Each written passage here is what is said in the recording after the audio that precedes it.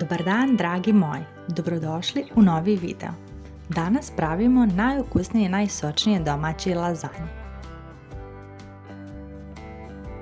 U jednu dublju šerpu sipate 3 kašike ulja,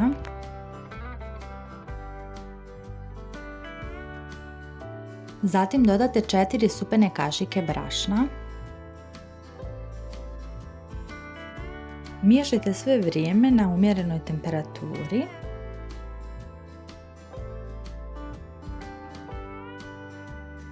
Zatim polako dodajte mlijeko i neprestano miješajte da ne biste imali grudvice. Dodajte 1 kašičicu soli i po ukusu malo bibera. Bešamel obavezno miješajte sve vrijeme da nemate grudvice i kad krene onako da se zgušnjava, tad vam je gotovo.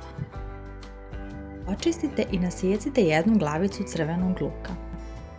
U vok dodajte ulje, a zatim isjeckani crveni luk. Luk je potrebno da dinstate dok ne dobije onako zlatno žutu boju. Zatim dodajte pola kile mljevenog mesa.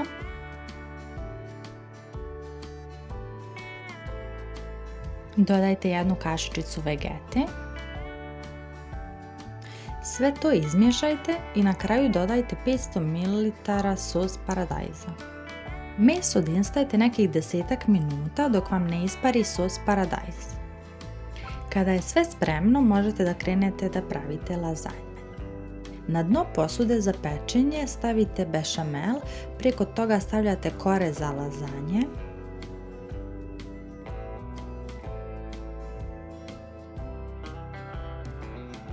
Preko stavite mljeveno meso.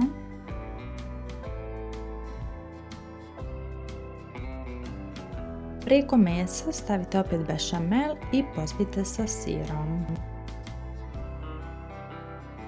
Preko stavite opet kore za lazanje. Ukoliko imate ovako neku manju posudu za pečenje kao što ja imam, malo izlomite lazanje. Preko stavite onda opet meso, stavljate bešamel i sir.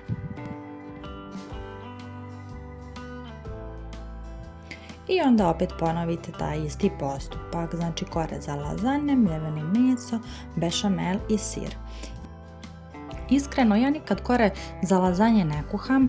Lazanje uvijek pravim ovako na ovaj način kako vam sad pokazujem na videu. Svaki put mi ispadnu toliko mekane, fine, sočne, tako da iskreno što ne vidim potrebu zašto bi morala da kuham dodatno ove kore za lazanje. I na kraju kad ste došli do kraja, završni sloj stavljate samo znači ove kore za lazanje i preko toga bešamel sos. Lazanje pečem na nekih 220 stepeni oko 30 minuta, poslije toga izvadim, pospem sa sirom i pečem još nekih 10 minuta. Vi možete da stavite sir odmah preko tog bešamela, samo preko pokrijte aluminijskom folijom. U želji pospite preko parmezan. Lazanje su gotove, sve što treba je da ih isječete i da uživate. Prijatno! Pogledajte vi, dragi moji, koliko su ove lazanje premekane i presočne. Ovo se, ljudi moji, zove savršenstvo. Hvala što ste pogledali još jedan video, a mi se čujemo u nekom novom videu. Ćao!